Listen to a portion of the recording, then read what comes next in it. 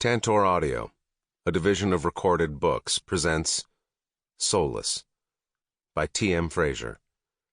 Narrated by Rob Shapiro and Molly Glenmore. How well I have learned that there is no fence to sit on between heaven and hell. Johnny Cash. Prologue. Bear. I was mad at the world. At the whiskey for not being strong enough, at the drugs for not lasting long enough, at the fucking whores I banged for not getting me off when it was my fault my dick was fucking useless after a bucket of fucking blow. I went so far as to be pissed at random people on the street for laughing or smiling when I felt like I'd never be able to smile or laugh again. How dare they? How fucking dare they move on with their lives like my friend hadn't just died?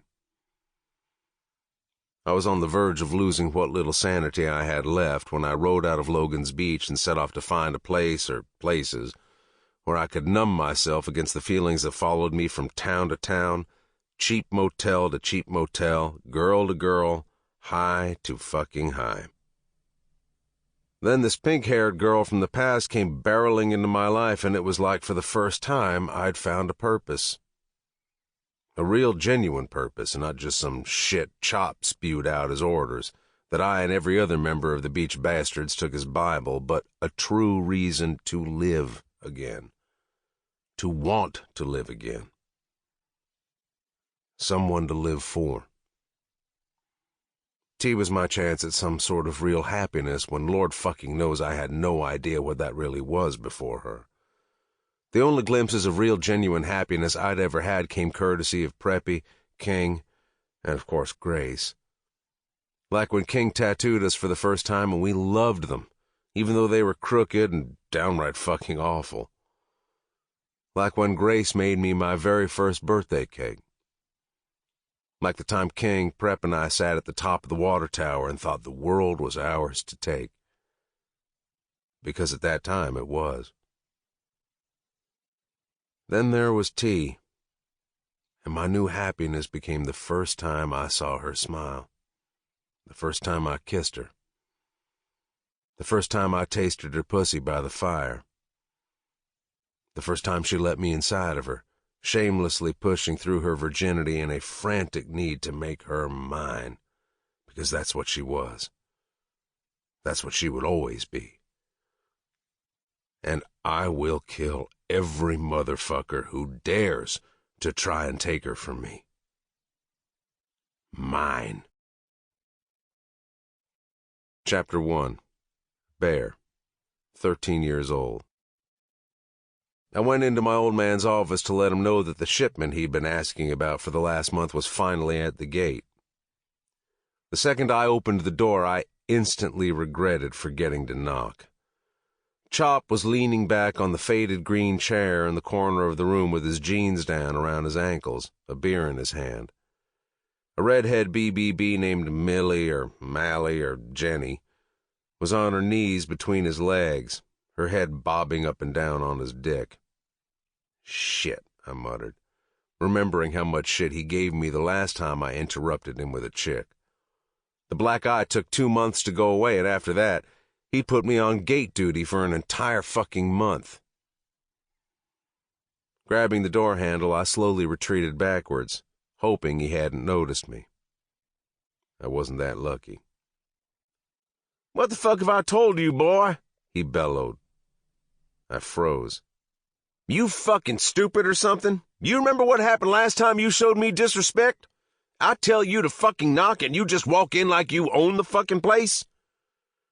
The girl lifted her mouth off his dick with an audible pop, and I cringed.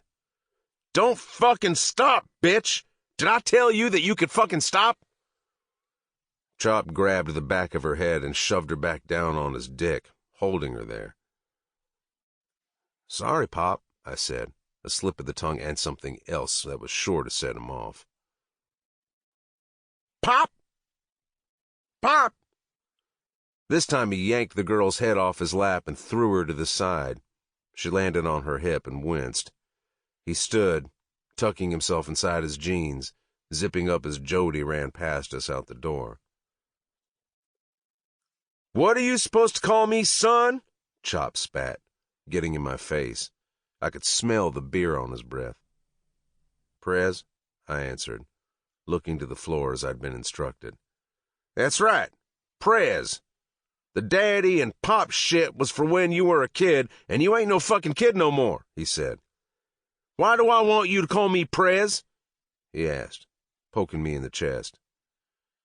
Because you are the Prez, I said, reciting the words he'd made me say ever since I'd officially turned prospect, and he'd decided that pop was somehow a term of disrespect.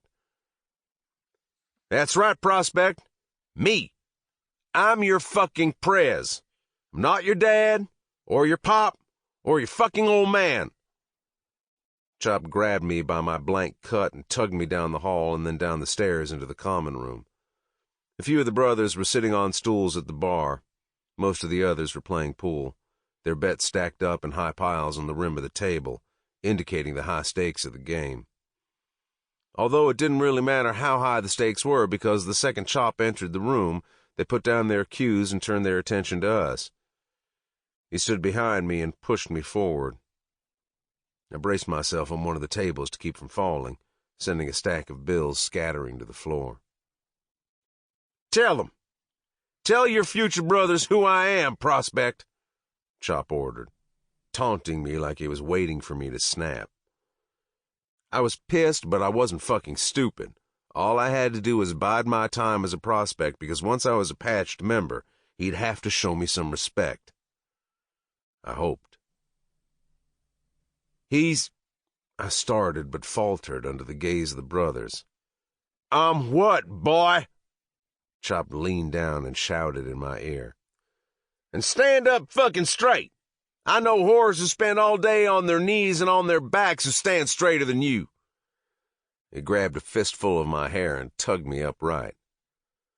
The Prez, I said a little louder this time, wincing as he continued to pull on my hair like I was a fucking puppet and he was holding the strings. Who? He barked like a drill sergeant.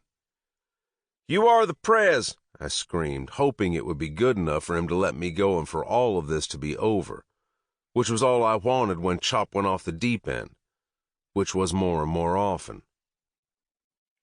And who are you? I'm nobody. I am a prospect. What about the rest? Chop prompted, and my hands shook, my fear slowly turning to anger. I took a couple of deep breaths to try and suppress it.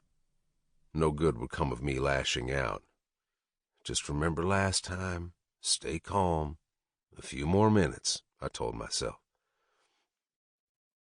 Tell them what I have you tell me, you little twat. Tell them what you should already know but seem to keep forgetting over and fucking over again when you show me disrespect. I glanced up at the men who all seemed to be amused, smiling and elbowing each other as if they were watching some sort of comedy show. All, that is, except for one. A silver-haired man in the back of the group stood straight-faced, showing emotion that I could have easily have mistaken as sympathy if I thought a brother could have sympathy for a prospect. I cleared my throat. I am a prospect and the greatest MC in the state of Florida, I said through my teeth. The beach bastards. I am not a son. I do not have a father.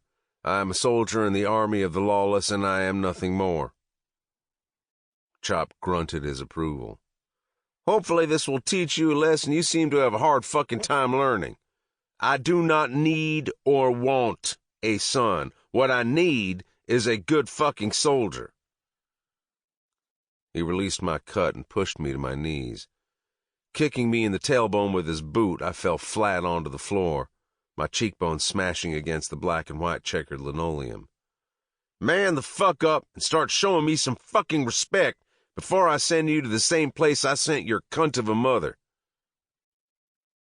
Chop stormed from the room, pausing to exchange a brief annoyed look with the silver-haired man. The rest of the brothers resumed their drinking and their game like we were never there. The silver-haired man knelt down and extended out his hand, and I shot him a look that must have conveyed what I was thinking, which was, is this a trick? Because he laughed, grabbed my hand, and pulled me up off the floor. I put my hand over my face where my cheek throbbed, and judging from the new red stain on the white square I'd landed on, it was bleeding as well. "It gets better," he said, slapping me hard on the back. "Does it?" I asked, and I genuinely wanted to know, needed to know. I saw what the brothers had, and it was what I wanted. The parties, the girls, the badass bikes. A little fucking respect. But at that moment, I needed to know if what Chop was putting me through was really going to be worth it someday. "Sure does, kid. I'm Joker," he said, leading me over to the bar. "Joker?" I asked. "You a comedian or something?" "Nah, I just really like Batman movies, but Batman didn't seem all that subtle a road name, so they started calling me Joker." He laughed, taking a swig of his beer. "I always liked the villains better anyway." He signaled to the BBB behind the bar, and she handed him 2 bottles of beer. He slid one over to me. "I ain't seen you around here before," I said, taking a swig. It was in no way my first beer. "I'm used to knowing most everyone who hangs around here." He shrugged. "Figured since our clubs are friendly for this second in time, we got some business going. Thought I'd come check things out," he said, spinning around so I could see that his cut read Wolf Warriors instead of Beach Bastards. "Your club treat your prospects like shit?" I asked, taking a seat on the stool I knew was already on the highest setting, so I wouldn't embarrass myself by having to adjust the seat. I may have been the spitting image of my old man, complete with blonde hair and ridiculous freckles, but at 13 I'd barely hit even half of his height. "Fuck yeah, we do," he said with a laugh, taking a swig of his beer. He leaned in close and lowered his voice. "But we don't treat our sons like shit. Family is everything, kid. You remember that. Family is the entire point of all this fucking bullshit," Joker said, waving his beer bottle to everything around us. Finishing my beer, I stood up and set it on the bar. "Well, Joker, you heard the prez yourself. I'm not his son." I turned to leave, my shift at the gate about to start, when something Joker said made me pause and spin back around. "When the gavel is yours, kid, you'll change all this. It's in your blood. You'll make it right again. I know you will. I have faith in you." I crinkled my nose. "Who are you again?" I asked the stranger, who seemed to know not only who I was, but what I was destined for. "I'm just a biker looking out, kid." He put a reassuring hand on my shoulder and gave me a squeeze. He looked at me thoughtfully and nodded his head like he was confirming something to himself before strolling out the door. I never saw him again. Chapter 2. Bear. Echoes of inmates' cries floated through the cell block at night. Most of these guys were hard gangsters by day and puddles of useless misery at night. It seemed that lights out was the only time acceptable to wallow in the shitty hand you've been dealt. Not me. In my game, I was both player and dealer, and I knew what cards I held before anyone else did. Especially T. It pained me to remember the look on her face when they slapped the cuffs on me she thought were meant for her. Her face scrunching up in confusion, followed by her eyes widening in surprise. When she called out for me, I almost didn't look back, thinking that she might never forgive me for what I'd done. But I had to. One last time for only who knows how long, and when I did, I didn't expect her to leap into my cuffed arms and press those perfect pouty pink lips against mine. Those fucking lips. I thought time away from T would make me forget. Not about her, just about the little details, the things that might drive a man crazy when he couldn't be with the... Sample complete. Ready to continue?